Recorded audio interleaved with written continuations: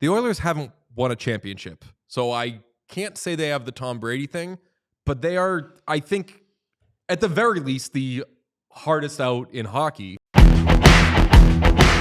Okay, let's begin with, the Edmonton Oilers. I'm having a really, really, really hard time not feeling the magic. And I've said already that this team has broken my brain to when they fall behind in a game, I'm like, it's going to be okay. At least last night, I was resigned to them losing for the first time in a million years. And they still win. I think it's technically not a comeback win. Would that be right? It is a comeback win. Yeah. It is. So if you lose it, if you're trailing at any point, it's a comeback win. I think so. Yeah. So I would think it would mean that you are trailing, take the lead, don't relinquish it. Because they were trailing, took the lead, which is their want, and then they blew it. Blow a 2-goal lead in the third period on a night in which their goalie is unbelievable. Their goalie has, we'll say, a poor decision, and they have nothing going from their two best players. Connor McDavid was his automatic zone entry self, and then he would lose the puck. Leon Draisaitl, unbelievably quiet. The Vegas Golden Knights outplayed them handily in the third period and overtime. And when all is said and done, what happened, Vegas Golden Knights? McDavid and Draisaitl. This should be so demoralizing for the Golden Knights. And if you're an Oilers Bobo like me, it's very, very hard to not feel like there's magic happening. I think you got to at this point. Like you got to feel the magic, and it's for everybody else. The thought has to be like, how do they keep getting away with this? It's the Jesse Pinkman can't keep getting away with this meme. That's the Oilers this year. Like in this playoffs, it's unbelievable that they keep getting away with this. And I mean, in your defense, DJ, as an Oilers Bobo, I would say I am not. And Pete and I both had the conversation this morning that like they're just going to win the Stanley Cup. It's just going to happen. They're the Oilers. I think they might win the Stanley Cup, boys. And it's going to be like the most insane, if they do win the Stanley Cup, it is going to be the most insane story for a team winning the Stanley Cup. They're going to go down 3-0 and then finish it this time. Somehow it's going to be crazier than them winning it last year. Now, they won it last year. We have expertise in this space, specifically Sean. Are the Oilers the toughest out in sports? The toughest out in sports. There's one. I mean, I think the Chiefs first, but I mean, because the Chiefs have like the leftover Tom Brady thing, and the Oilers don't have the Tom Brady thing because Tom Brady, it's like if it's close, he's just going to beat you in the end. The Oilers haven't won a championship, so I can't say they have the Tom Brady thing, but they are, I think, at the very least, the hardest out in hockey. I wouldn't say they're the toughest out because teams like the Dodgers, like super teams exist, but they are the toughest out in like games where they should be out. Like they're the toughest team to beat even when you should be. Like the Dodgers, you go up against like, they've got the best players in the world. You're not going to beat that team. But even if like you're kicking the Oilers' ass, they still somehow find a way to win games. And that they're never dead. I mean, they have 2 losses this postseason. They certainly deserved to lose both of those games. But remember game 1. They're down 4-0. And were it not for a kind of fluky bounce, they go to overtime in that game. Or they win that game in regular. Like even the games that they clearly get walked, they come back. I mean, they don't die. They are essentially like a zombie. They're like one of those zombies where you have to put one in the brain. Yeah. You have to put one in the brain because you can unload on the body and it looks like they're down, but they will get back up. They're crawlers. Yeah. It's just they just are creeping around on all times. Got to put one in the brain. Okay, there's so many things from this game that we have to discuss. And quickly, I say we start with goaltending because this is a weird one for me. In overtime, I was noting that while this was probably his best game of the postseason, this could be the first time that a goalie lost the Oilers a game because in the third period, in a 1-goal game, Tomas Hertl falls on Calvin Pickard's leg.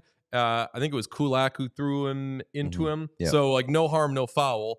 Harm being that it hurt Calvin Pickard. Clearly, he had something going on. He was trying to stretch it out, couldn't really move really well. Oilers were in the midst of a stretch where they'd been hemmed in for like 10 minutes, basically, by the Golden Knights. And Pickard was offered a whistle, and he, no, I'm good, and immediately lets up a goal. I liked the mindset, but in that moment, there needs to be some in-game awareness. He doesn't show it. He allows a goal, and Jesus fucking Christ.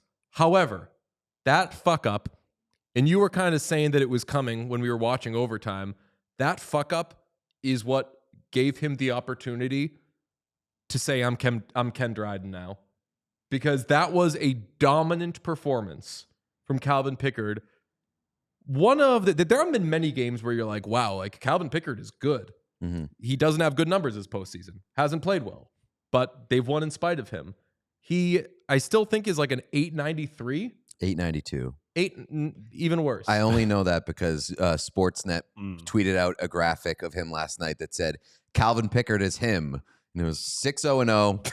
Like horrible numbers. Oh, it was like 2 point something. 2.93 goals against average and an 892 save percentage. The best. Incredible. What a guy. But it's a weird back, and it goes back to like the Oilers just are going to win no matter what. That there can be that moment where I was being dramatic. I was saying it was his Jim Hiller moment. And if they lost that game, you bet your ass I'd be saying today it was his Jim Hiller moment. Yeah. But it gave him the opportunity to, and you were saying, you were like, well, he could win them the game now. And I was like, Peter, he can only lose them the game. No, I didn't say that he could win them the game. I said he gave them a chance to win in overtime because he made a couple unbelievable stops in overtime. And honestly, like, I excused him not taking himself out of the game or calling for the whistle. Right. Apologies. I excuse him not calling for the whistle, which was a bad decision. It was objectively a bad decision at the time. But I believe that he didn't want the whistle because he didn't want to cast any doubt on whether he could play. Stu was reaching for you. See, Stu was like getting his helmet and shit. Stu was getting a little horny on the bench. And I think Pickard's probably still got that backup goaltender mindset where he's like, I got to keep this shit. And like, I got to play and hold on to this net. And I can't do anything that allows the net to go back to Stu Skinner. So that's why I excuse Katie him. O'Keefe says, DJ, I believe you said you're a bad teammate, man. I believe I said that. I probably said that. Here's a question. Is there anything that could have, if he had come out of that game, is there anything that could have happened or that Stuart Skinner could have done that would have actually taken the net away from Calvin Pickard, that would have forced Knobloch to start Jeff Skinner in the next game? Or Stuart Skinner in the next game? Yes. Knobloch is a creature of habit. And I mean, one of his habits is always changing his lines. But if he has something that he thinks is working, he's going to stick with it. And a secret thing I've been doing in my brain is I've been counting how many games does Stuart Skinner need to win in this series? Like, how many wins do they need to get from Stuart Skinner? And every time Calvin Pickard wins a game, that number decreases by 1. That's math that all of us can do. I honestly think that, like, we shouldn't even be thinking of Stuart Skinner. And after last night, it is, and I know that people were saying it after like his first start, but they're idiots. After last night, if we're late on this, that's fine. It's Calvin Pickard's net. It is Calvin Pickard's net.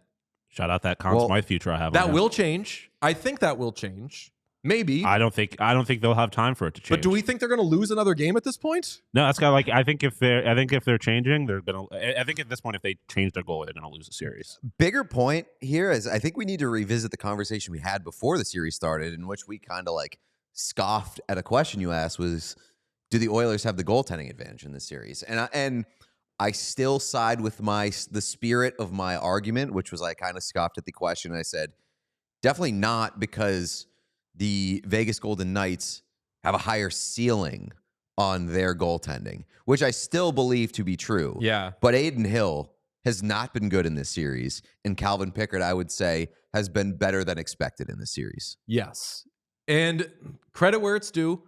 overtime, Jake Wallman saved a wraparound goal, but there were breaks all over the place. I mean, we could talk about the definitely the Arvidsson trip that, I'll be honest, I completely missed. All of don't watch our live stream. Speaking of scoffing, there, because like, people wanted a penalty here. Yeah, but none of us were like, oh God, how do you miss that? And then once I saw it and looked at the stick, I was like, oh, because in real time, I was like, there wasn't a hit. He didn't throw, like, they just went into the boards fast. Then I see the trip, and that's why I'm not a ref. I honestly, when we do the overtime streams, we have to listen like basically on mute or like very low volume. I assumed that they called the penalty. And then when they didn't, and when people were like, how did they not call the penalty? I was like, that's a great question. Because I mean, like, I assumed, obviously with the injury, but I also assumed that there was a penalty call there. I didn't, but I missed it. Wasn't looking at the stick, saw the stick, obvious penalty, obvious missed call.